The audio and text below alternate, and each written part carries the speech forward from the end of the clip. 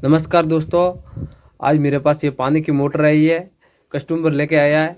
तो ये देखिए अंदर से इसकी एक कोयल रनिंग की जल गई है और इस बाकी पे ज़्यादा लोड नहीं पड़ा है। मेन ये कोयल ही जली है। तो ये किस कारण से जली है? अगर आपके घर में भी इस तरह की पानी की मोटर है तो अगर आपके घर में भी ये पानी की मोटर जल जाए तो आपको पता होना चाहिए कि किस वजह से ये पानी की मोटर जली है। वो आज की इस वीडियो में मैं आपको बताऊँगा। तो इसलिए मैं आपको बताता हूँ कि ये किस वजह से जली है पानी की मोटर। कस्टमर ने इस मोटर को स्विच को ऑन किया होगा तो ये मोटर चालू नहीं हो पाई होगी, जिसके कारण इसके अंदर इलेक्ट्रिसिटी सप्लाई तो गई पर ये मोटर चालू नहीं हो गई क्योंकि ये जाम हो गई होगी। तो उसकी वजह से भी ये मोटर जल गई है। इसकी कोयल जो रनिंग पे लोड पड़ा है, क्योंकि जैसे अपन मोटर चालू करते हैं तो उसके अंदर इलेक्ट्रिसिटी सप्लाई जा रही है, करंट तो जाता है पर मोटर ऑन नहीं होती। ये सिर्फ आवाज़ करती है, गूं की आवाज़। तो ये मोटर स्टार्ट नहीं हो पाती, जिसकी वजह से ये जाम होकर भी जल जाती है। मेन पहला कारण ये होता है। और दूसरा कारण इसके अंदर ये हो सकता है कि अगर ये मोटर भारी घूमे, इसके अंदर बेरिंग आता है इस रोटर के अंदर, तो बेरिंगों का ग्रीस सूख जाता तो जिसकी वजह से ये भारी घूमने लगती है।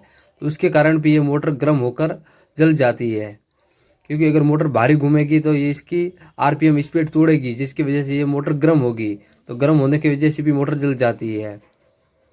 दूसरा कारण ये भी हो सकता है। और इसके अंदर कैपेसिटर भी आता है, यहाँ पे कैपेसिटर लगता है, तो वो भी इसके अंदर वीक होगा तो भी इसकी स्पीड नहीं बढ़ेगी, स्पीड कम होगी, जिसकी वजह से भी ये मोटर गर्म होकर जलेगी। और कभी कभार हाई वोल्टेज की वजह से भी जल जाती है।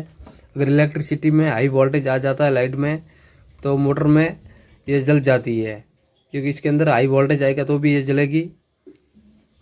तो आपको मेन किन किन बातों का ध्यान रखना वो मैं आपको बताता हूँ।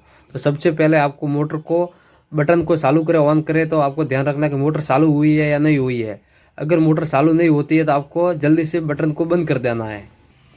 और बटन बंद करने के बाद में आपको वापस मोटर के पास में जाकर वापस बटन को ऑन करके देखना कि इसके अंदर इलेक्ट्रिसिटी सप्लाई आ रही है या नहीं आ रही है। और मोटर के हाथ भी नहीं लगाना है आपको।